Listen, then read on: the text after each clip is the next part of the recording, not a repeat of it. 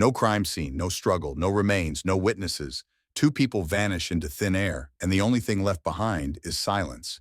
In cases like this, you're not just chasing suspects. You're chasing the absence of evidence itself. February 19th, 2005. It wasn't a night marked by chaos. There were no alarms, no screams, no police tape fluttering in the wind. Just two adults leaving a bar in the heart of Philadelphia, stepping into the night and disappearing completely. Danielle Imbo, 34, and Richard Petrone, 35, were last seen leaving Abilene's bar on South Street around 11:45 p.m. Surveillance footage captured them walking calmly toward Richard's black 2001 Dodge Dakota pickup truck. They weren't running, they weren't looking over their shoulders. By all accounts, it was a routine Saturday night. And then nothing. No digital footprint. No credit card activity, no phone calls, no vehicle sightings. For a law enforcement investigator, the absence of movement is just as loud as a scream. Because people don't just vanish. Cars don't just vanish. Not without someone noticing. Richard's family reported him missing the next day when he failed to show up at his family's bakery, where he worked the Sunday morning shift. Danielle's family followed shortly after. She had a young son at home and hadn't called to check in. That was unlike her. She was meticulous about her routine, protective, especially now, while navigating a tense and fresh separation from her husband. By Monday morning, local law enforcement was involved. By Wednesday, the FBI had joined the case. Danielle was a mortgage processing manager who had recently begun reclaiming her independence after years of a rocky marriage. Friends described her as disciplined, family-oriented, and sharp-minded. She didn't take unnecessary risks, didn't live recklessly. Richard was a lifelong Philadelphian, known for his quiet nature and loyalty to friends. He was, according to those close to him, the last guy who'd disappear on a whim. They'd been in an on-and-off relationship, recently rekindled. That night at Abilene's wasn't an unusual plan. A small get-together with friends, casual drinks, and an early ride back across the bridge into New Jersey where Danielle lived. The problem was, Richard's Dodge Dakota, license plate YFH 2319, was never seen again. Not on a traffic camera, not on a toll booth log, not on private lot surveillance, not even a radar ping from bridge toll gantries. And that's where the case began to turn from a missing persons report into a full-scale disappearance investigation. Authorities started with the basics. They pulled cell phone records. Danielle's phone stopped transmitting after 11:53 p.m. Richard's, shortly after midnight. No outgoing texts, no last-minute calls. The towers didn't register movement toward the New Jersey Turnpike, or I-95, or Route 76. The phones simply ceased to exist on the network. Both sets of bank cards were untouched. No ATM withdrawals, no restaurant transactions, no online purchases. The couple had simply stopped existing in the data. Technicians began scouring traffic surveillance on both sides of the Ben Franklin Bridge. Every frame from 11:30 p.m. to 2 a.m. was reviewed. No Dodge Dakota matching Richard's make, model, or plate appeared on camera. That was the first forensic anomaly. There are only so many ways out of downtown Philadelphia, especially if you're crossing into New Jersey. You have to pass under lenses. You can't avoid the toll data unless you take a specific calculated route, one that suggests either intricate planning or inside knowledge. That implication hung in the air, unspoken. Two key items became focal points of early forensics: the truck. The 2001 black Dodge Dakota had a raised body, tinted windows, and a slight dent on the rear passenger side. It was entered into the National Vehicle Database within 48 hours. Yet it triggered 0 hits, no parking violations, no impounds, no abandoned vehicle reports, and most notably, no sightings from over 1,200 automated license plate readers installed across Pennsylvania, New Jersey, and Delaware. Their route. The most logical path to Danielle's home in Mount Laurel would have required crossing the Ben Franklin or Walt Whitman Bridge. Yet, no witness, camera, or toll report placed their vehicle on either. They hadn't taken public transportation. They hadn't called a cab. The conclusion? They got into Richard's truck, but the truck never got out. That left only one possibility worth considering. The vehicle was intercepted or deliberately detoured within a very small window of opportunity, between 11:45 p.m. and 12:15 a.m., and someone made sure it wouldn't be seen again. The investigative team broke the timeline down into 10-minute blocks. They retraced Danielle and Richard's steps at Abilene's. Witnesses at the bar remembered no arguments, no suspicious individuals, no one tailing them. The bar's interior cameras had been operational. The footage confirmed they left together, calm, seemingly unaware of any threat. Yet less than 30 minutes later, both were completely off the grid. FBI analysts created a digital movement profile using previous location data from Danielle's and Richard's phones. On a normal night, Danielle's phone would ping towers near her home by 12:15 a.m.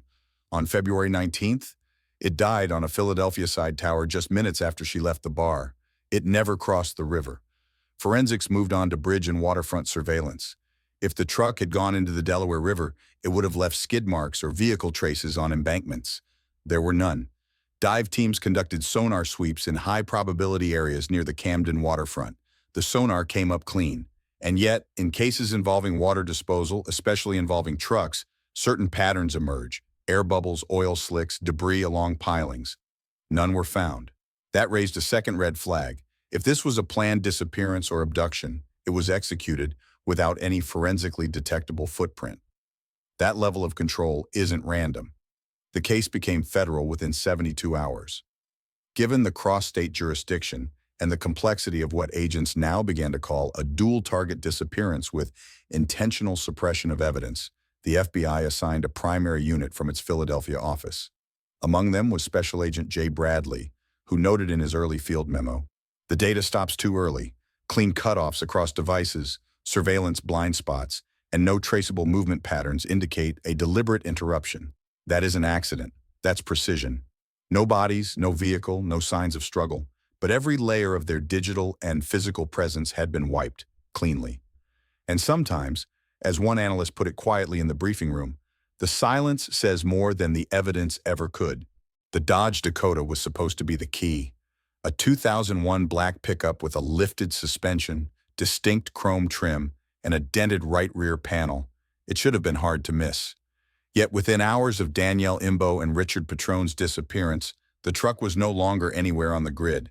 It didn't just disappear from camera coverage, it vanished from every searchable transportation and recovery system in the tri-state region. By day 4, a multi-agency directive was issued focusing entirely on vehicle recovery. The primary working theory: find the truck and you might find them, or at least the trail to whoever wanted them gone.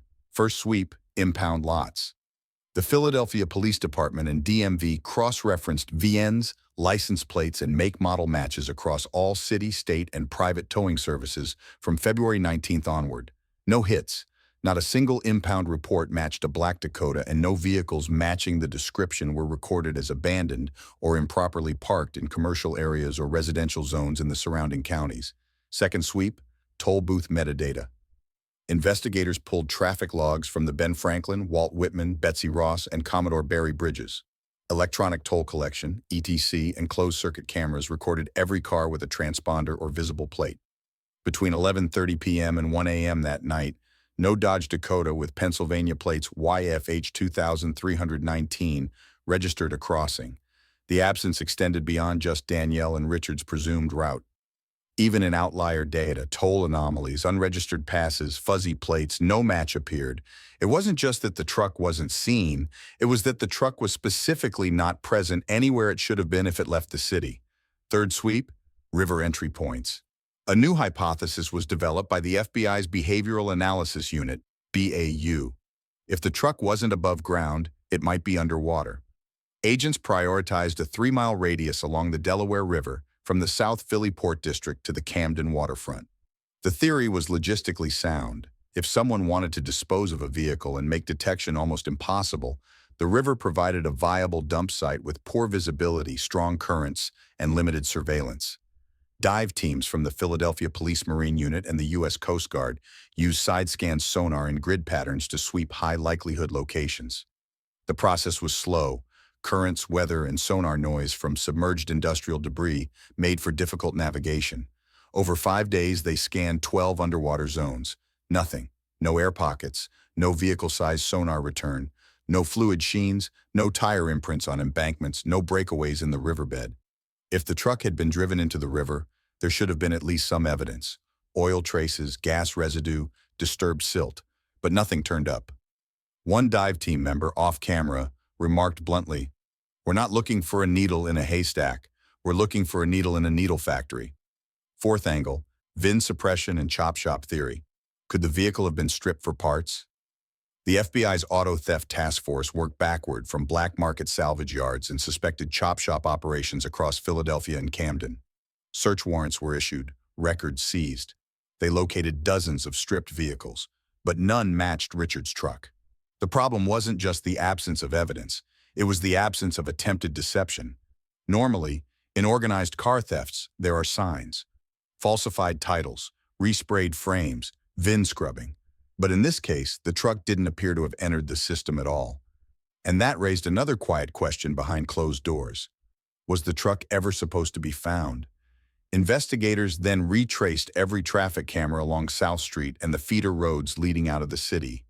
At least 6 intersections along the presumed exit path had operational traffic surveillance that night. But not a single clip showed Richard's truck leaving the city. The vehicle had last been seen by human witnesses outside Abilene's bar. Every point past that was blank. At this point, FBI Special Agent Laura Martinez, overseeing the forensic vehicle tracing team, added a note to her internal case memo. The truck seems surgically removed from the map. Every expected sightline, data, physical, digital, has been preempted. Either that's unprecedented luck, or it was done by someone who's rehearsed this process before.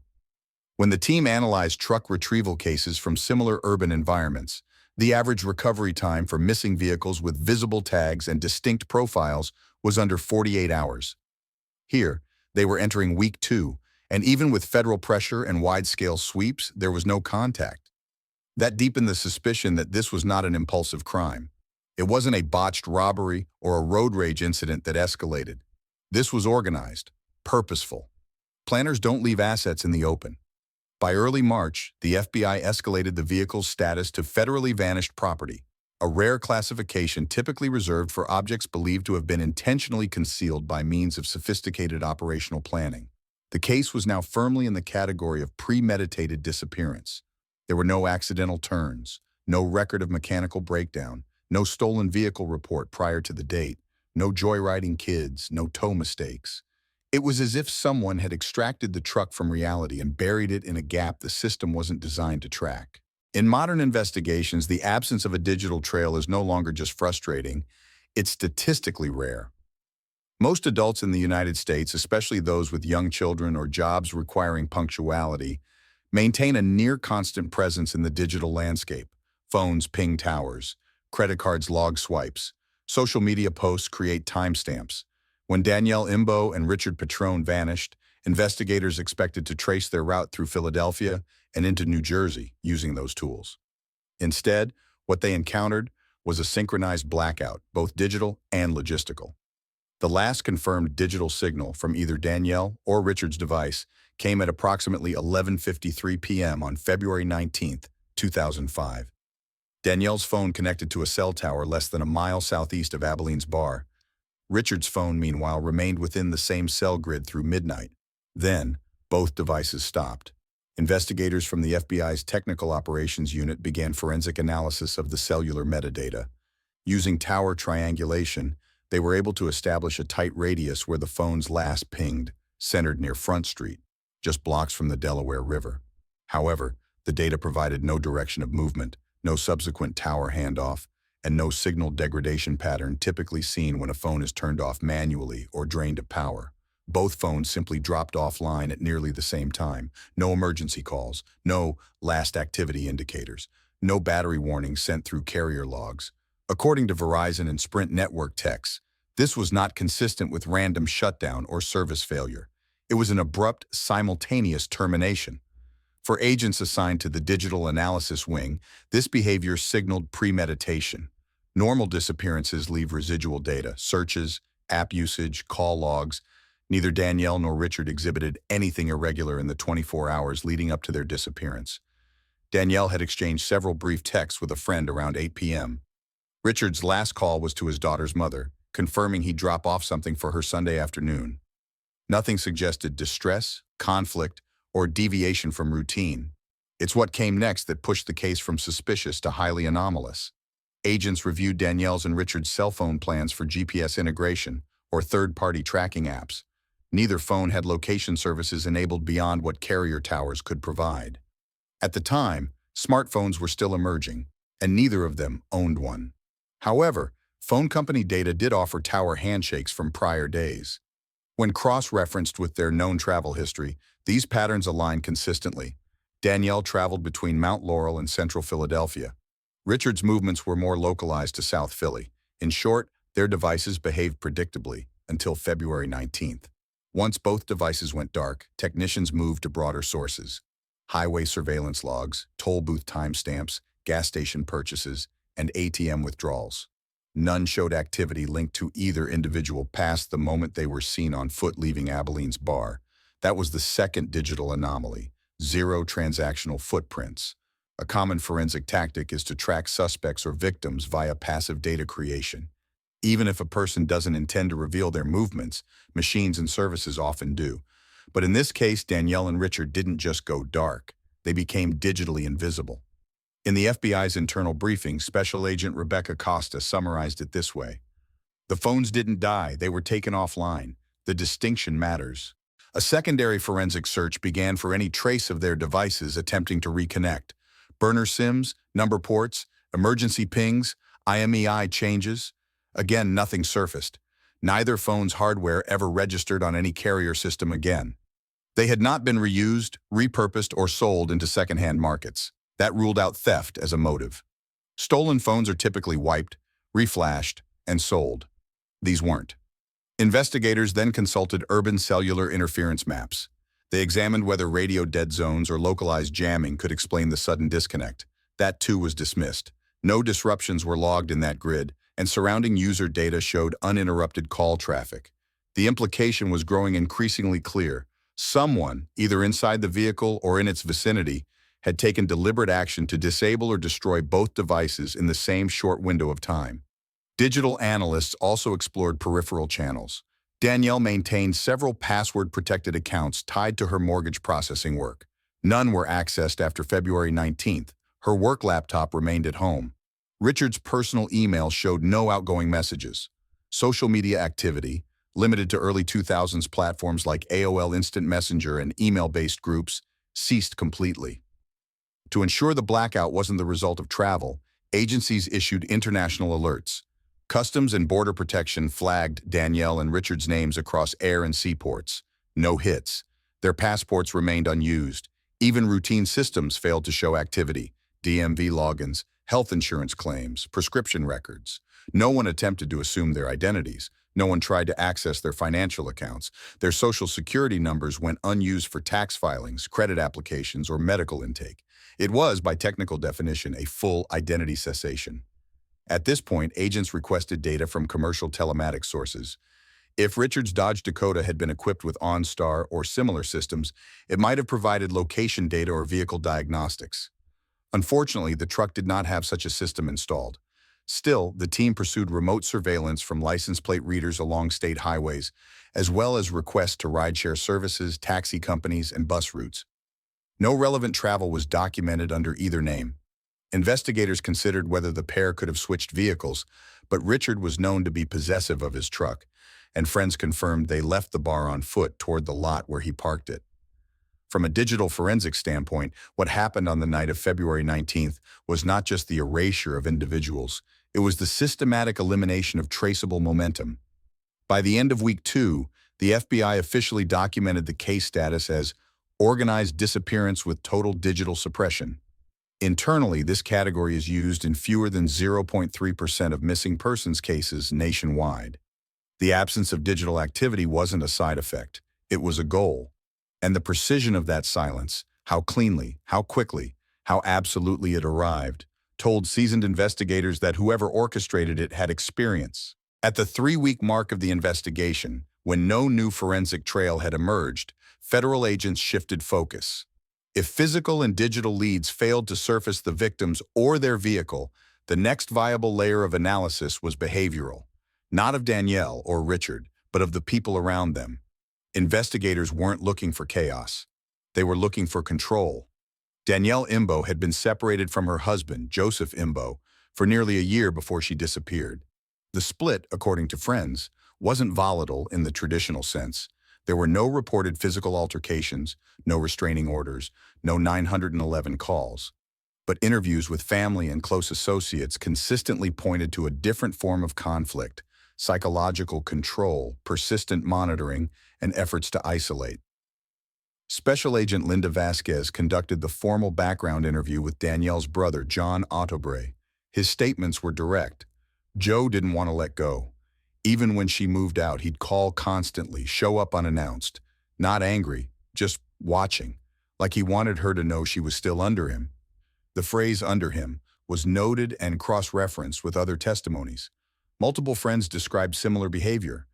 Joe would question Danielle's whereabouts, contact mutual friends under false pretenses, and maintain indirect tabs on her social movements. He had, according to one coworker of Danielle's, shown up at her workplace uninvited on more than one occasion. But from a legal standpoint, none of these incidents crossed the threshold into criminal behavior. He had no domestic violence charges, no restraining orders, no arrests. Still, investigators took note, because in cases of calculated disappearances, motive is often not reactive rage, but sustained resentment. Joseph Imbo was brought in for questioning within 10 days of the disappearance.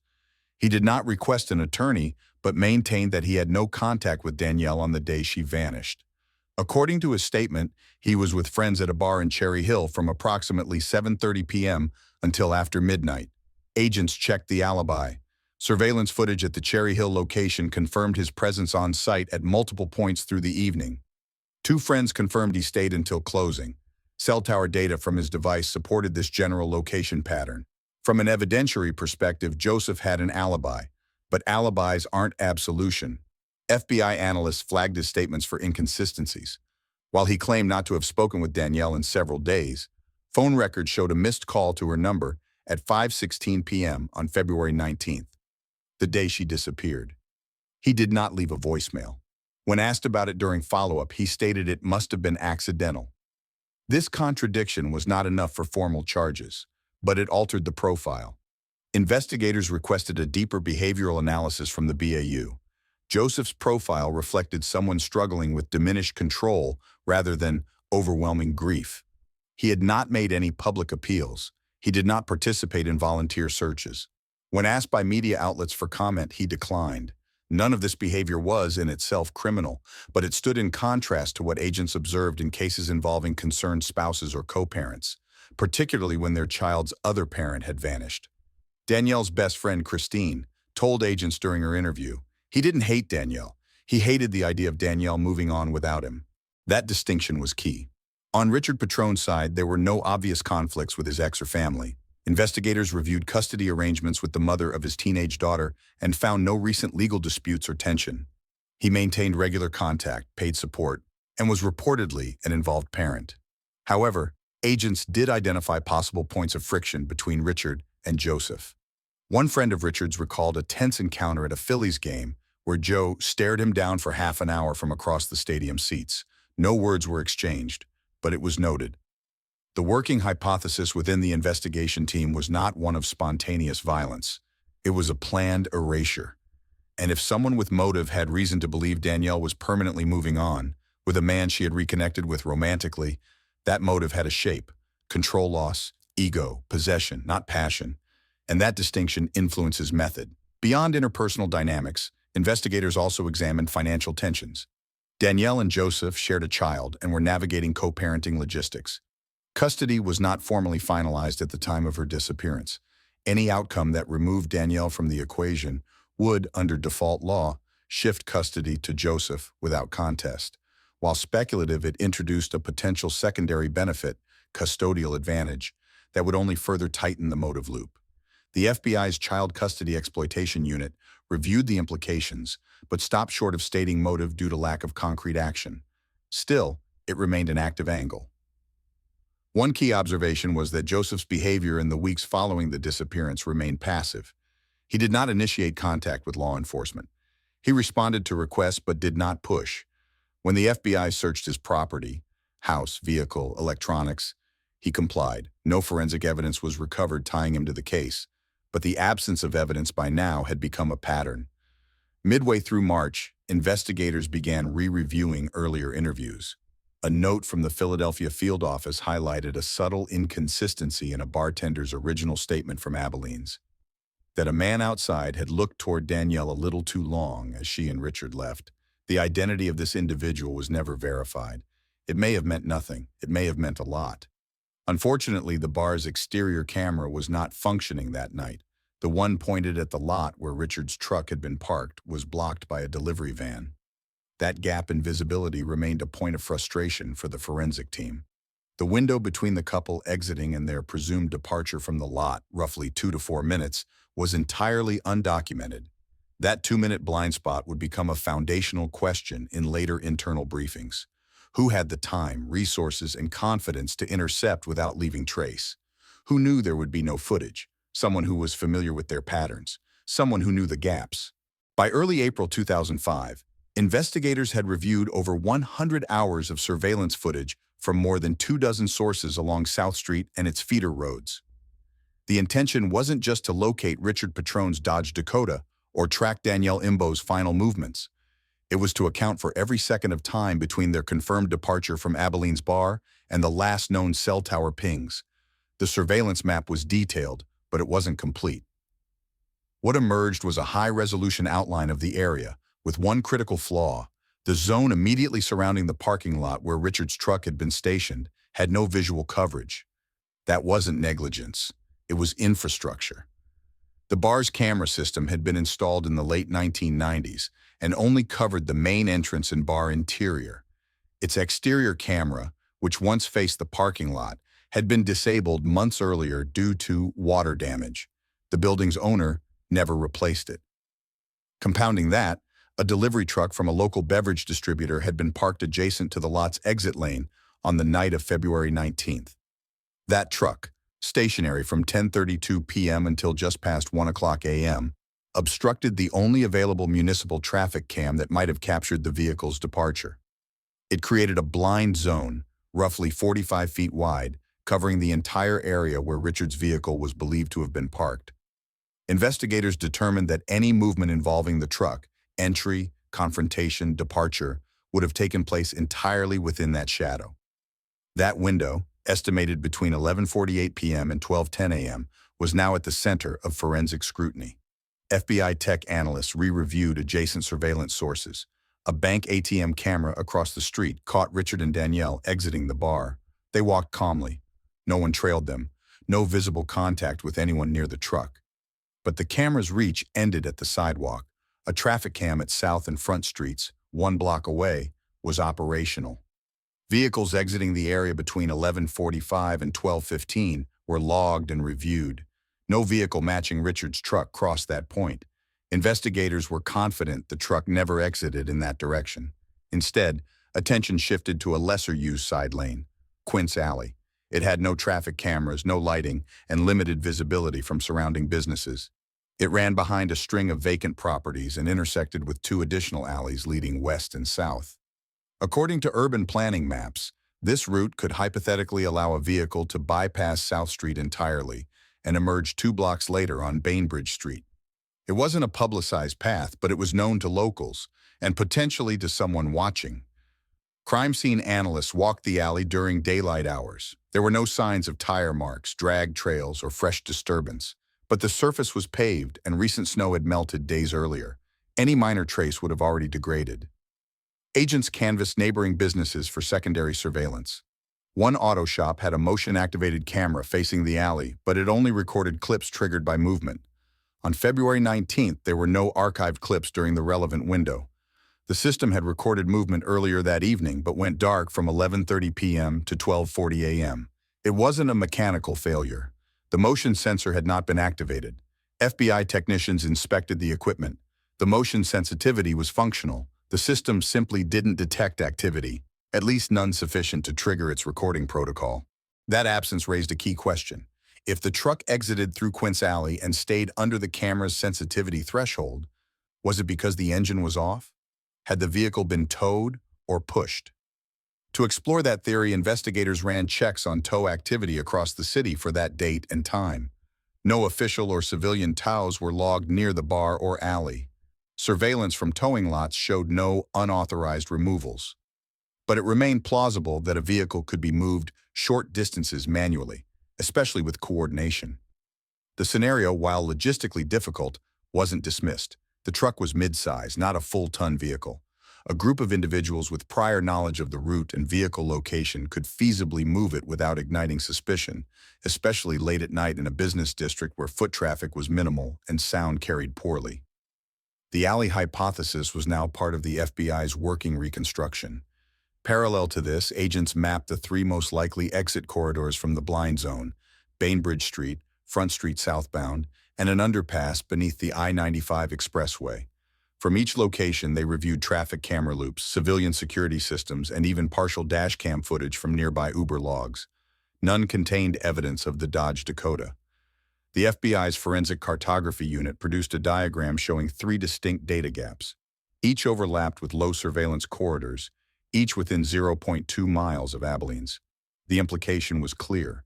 The exit route had either been scouted in advance or chosen by someone who knew the system's weaknesses. That knowledge wasn't public, which meant someone had either rehearsed it, lived nearby, or had access to municipal layouts beyond what an average resident could access casually. In Week 5, investigators conducted a reverse surveillance test. A similar black Dodge Dakota was staged in the same lot at the same time of night, under comparable conditions. Cameras from across the grid were reactivated to capture its movements through multiple routes. In every path tested, the vehicle appeared on at least one camera within 90 seconds of departure, except through Quince Alley. That was the only route that kept the vehicle invisible for over 8 minutes. In high-tempo abduction logistics, 8 minutes is time enough for complete vehicle redirection, concealment, or secondary transfer. At this point, Special Agent in Charge Martin Blanton authored a note in the master case file. The operation, if it happened through Quince Alley, required timing, mechanical familiarity, and pre-knowledge of both the layout and target. We aren't looking at spontaneous violence, we're looking at procedure. That sentence reframed the entire structure of the investigation. No longer was the case being treated as a disappearance followed by missed opportunities. It was now an investigation into a timed extraction from a known location under controlled circumstances, carried out without leaving behind forensic noise. By late April 2005, media attention surrounding the Imbo Petrone case had reached a national level. The FBI, with local law enforcement and family coordination, officially expanded the case into a multi-state alert system. Press briefings were held. Missing person bulletins were distributed across Pennsylvania, New Jersey, and Delaware. Billboards featuring both Danielle and Richard's faces appeared along major highways. Tips started to come in, hundreds of them. From a distance, this flood of attention seemed like progress. But for agents working the case, it created a separate challenge: volume without clarity. Of the first 312 reports phoned into the FBI's Philadelphia tip line, only 14 were considered specific enough to assign investigative weight. Most calls were speculative, claims of similar sightings, truck lookalikes, or people acting strange near rest stops. These kinds of leads are common in missing person investigations once public awareness peaks. Statistically, over 90% of them prove unrelated, but all still had to be documented and filtered. 2 tips, however, stood out. The first came from a warehouse security guard in Camden, New Jersey. He reported seeing a black pickup truck parked just outside the locked south gate of the facility around 2:15 a.m. on February 20th, roughly 2 hours after Danielle and Richard left the bar. He noted that the vehicle had no headlights on, remained stationary for several minutes, and then pulled away without turning toward the main road. The facility's external cameras were not operating that weekend due to maintenance. No visual confirmation could be obtained. The area was canvassed, and the security guard's statement taken under oath. However, no tire impressions or forensic trace evidence were recovered at the scene. While the timeline fit, the lack of verification downgraded it from a lead to an unconfirmed observation. The second lead involved an anonymous tip sent via email. The sender, untraceable due to proxy routing and disposable address credentials, claimed knowledge of a hit planned against the couple, citing personal grievances and money owed. While the message contained no names or case-specific details, the FBI Cyber Division flagged the language as resembling past criminal intelligence chatter tied to contract violence. Despite attempts, the origin of the message was never identified. The language pattern was analyzed against previous known offender profiles, but yielded no match. The tip remained in the file, open but unproven. Concurrently, the families of Danielle and Richard organized volunteer search parties and community canvassing. Flyers were distributed door to door. Businesses along the Delaware River were asked to review old footage. Surveillance from a car wash in Deptford, New Jersey captured a vehicle resembling Richard's truck passing by at approximately 12:38 a.m., but resolution was too low to confirm the license plate. The truck was never seen entering the camera's frame again.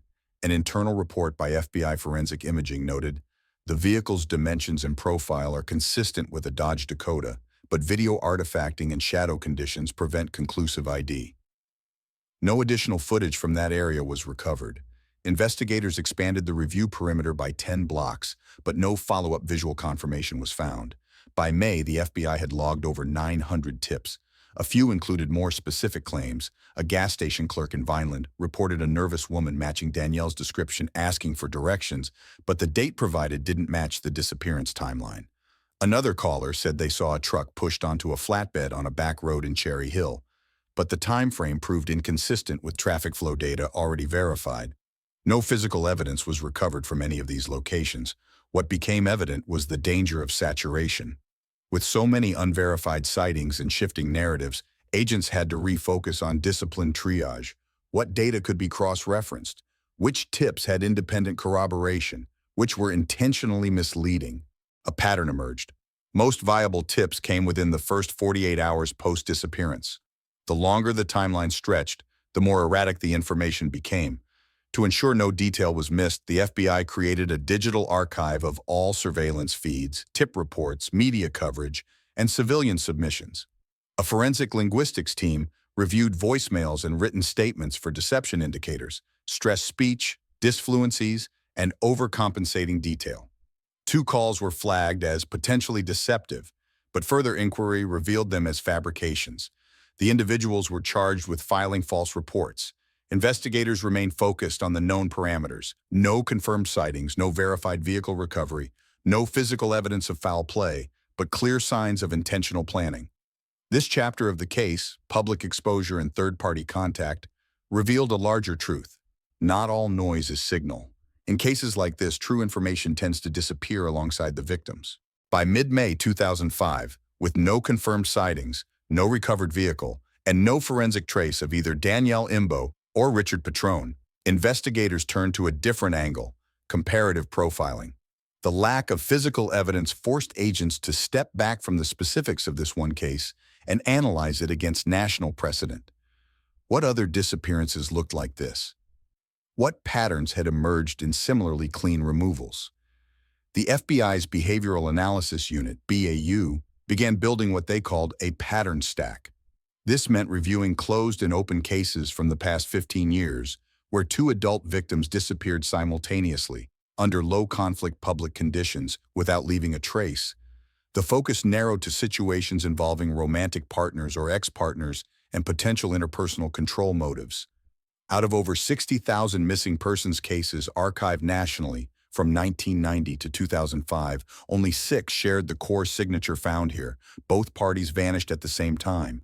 No physical evidence found, no blood, no clothing, no items discarded, no confirmed witness of foul play, no vehicle recovery, no verified reappearances or activity.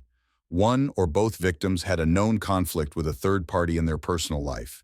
The analysis indicated something rare: a double disappearance executed under professional or near-professional conditions, usually involving planning, resources, and knowledge of forensic limitations. In 3 of those 6 cases, a murder-for-hire scheme had been confirmed years later. In 2, the responsible party was a former romantic partner with known jealousy issues, who had paid an intermediary to solve the problem in a way that eliminated not only the victim, but any potential witnesses. In the remaining case, the parties were presumed dead, but the circumstances remained unproven, and no bodies were ever recovered. These statistics weren't conclusions, but they shaped priority theory. Agents revisited the possibility of third-party involvement, specifically the feasibility of a contracted disappearance.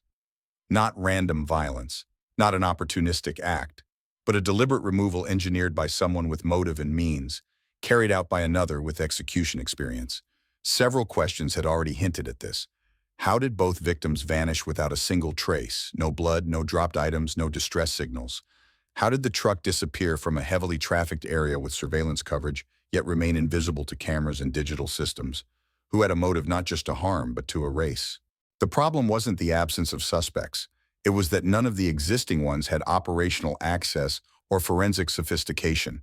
On paper, Joseph Imbo, Danielle's estranged husband, had no criminal record. But his personal history, combined with his passive behavior, post-disappearance, and a pattern of surveillance-like attention prior, remained concerning. His alibi had been verified, but investigators noted that being seen in public didn't preclude contracting someone else to act. The FBI's organized crime unit began pulling background intelligence on individuals with links to regional biker gangs, freelance enforcers, and known cleanup contractors operating in and around southern New Jersey. These were individuals with prior records for forced disappearances, debt collection violence, or unprosecuted suspected hits. No direct ties to Joseph Imbo were found. However, financial analysis showed multiple cash withdrawals in the months leading up to February 2005, totaling over $10,000. The timing aligned with his separation process and custody conversations. The withdrawals were made in person, at multiple branches, under amounts requiring reporting. This wasn't definitive, but it fit a behavioral pattern, structured cash movement to avoid traceability.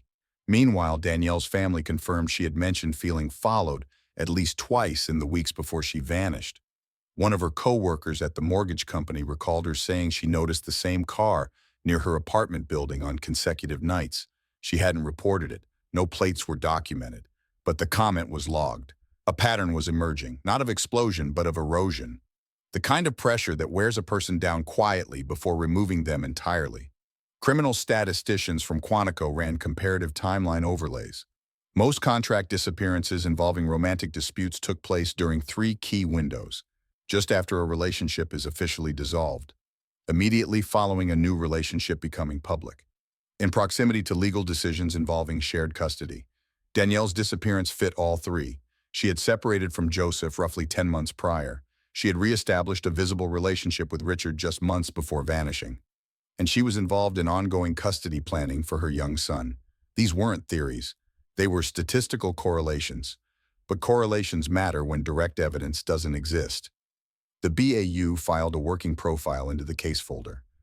The subject was described as male, early 30s to mid-40s, known to the victim, exhibiting patterns of control or possessiveness, likely not directly violent but willing to delegate harm to preserve social or custodial control.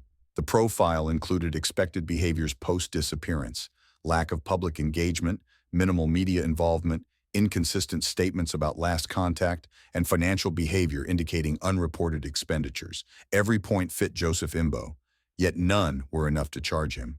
That's where cases like this stalled. When motive was inferable, pattern was established, but evidence was absent. What happened to Danielle and Richard didn't match typical missing persons logic. It matched operational elimination.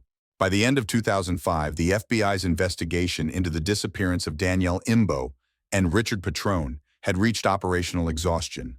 All forensic angles had been followed. All high-probability leads, surveillance gaps, digital suppressions, witness interviews had been exhausted. The working theory was clear. This was not a random disappearance. It was a controlled removal executed with precision and intent. But without a body, a vehicle, or a witness, the law had no entry point. The case was reclassified internally as a long-term, unresolved disappearance with criminal characteristics. A cold file, in effect, though not in name. Legally, a case without physical evidence cannot proceed to indictment unless a confession, credible witness testimony, or material link emerges. That standard, while necessary to protect due process, creates an invisible wall around cases like this. Justice becomes dependent not on action, but on accident. Someone talks, someone makes a mistake. Otherwise, the silence remains intact. Over time, the file grew, but its relevance diminished. New cases demanded resources. Prior agents were reassigned. Evidence was archived. Leads stopped coming. The families remained active, but their energy, once focused on recovery, shifted toward memory. John Audebray, Danielle's brother, became the public face of the family's efforts. He continued working with media outlets and missing persons organizations, refusing to let the case drift out of public awareness. Yet he acknowledged, even in interviews, the grinding nature of long-term ambiguity. There was no body to bury, no crime scene to grieve, just a story that stopped mid-sentence. From a psychological standpoint, these types of disappearances inflict a unique kind of trauma. Psychologists call it ambiguous loss, a condition in which grief is prolonged by the absence of proof. There is no finality, no closure. The mind cycles endlessly between hope and resignation. The Imbo and Petrone families navigated this quietly.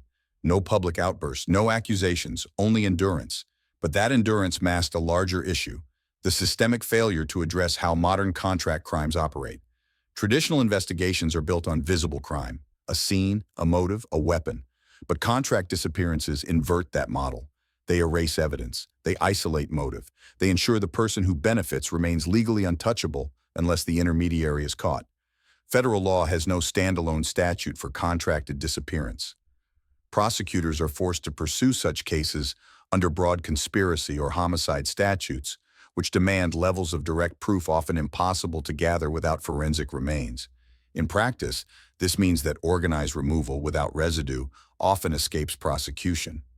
The FBI continued to revisit the Imbo Petrone case at intervals. In 2008, agents re-interviewed multiple persons of interest. In 2011, a reward was reissued. In 2015, a partial digital forensic rescan was conducted using improved cell tower data algorithms. No new data emerged. In 2021, the nonprofit dive team, Adventures with Purpose, independently searched areas along the Delaware River. They found unrelated submerged vehicles, but not Richard's Dodge Dakota. As of 2024, the official reward stands at $15,000. The case remains open. The status is unchanged. No arrests, no confessions, no forensic breakthroughs. What remains is silence and two missing people. This case leaves behind a critical societal lesson. Disappearance is not always the absence of presence. Sometimes it's the presence of erasure. Danielle and Richard didn't vanish by chance. Their removal was methodical. The systems meant to protect them, surveillance, financial tracking, law enforcement access, were bypassed deliberately. The same tools that catch so many impulsive crimes were rendered irrelevant in the face of planning. What does a community do when justice cannot be served legally? What happens when the system is forced to admit, we believe something terrible happened, but we cannot prove it? This is the limit of institutional justice, and it forces one conclusion. If disappearance can be planned, society's response must be preventative, not just reactive. That means listening to early signs of coercion. That means tracking behavioral patterns, not just physical evidence. That means acknowledging that silence, too, is data. Cases like Danielle and Richard's remind us that silence isn't always peace. It can be a warning, a gap that justice never filled. And if there's one thing I've learned from telling this story, it's that people don't just vanish. Someone knows something. If you ever feel something's off in your life or someone else's, speak up. Protect your peace. And don't wait until the silence becomes permanent. What do you think truly happened that night? Could justice still be possible after all these years? If this story moved you, let me know where you're watching from, or share what you believe is the most overlooked detail in this case. And hey, if you didn't enjoy the video, tell me why. I want to hear your side too. If you made it this far, hit subscribe so you don't miss the next story that deserves to be heard.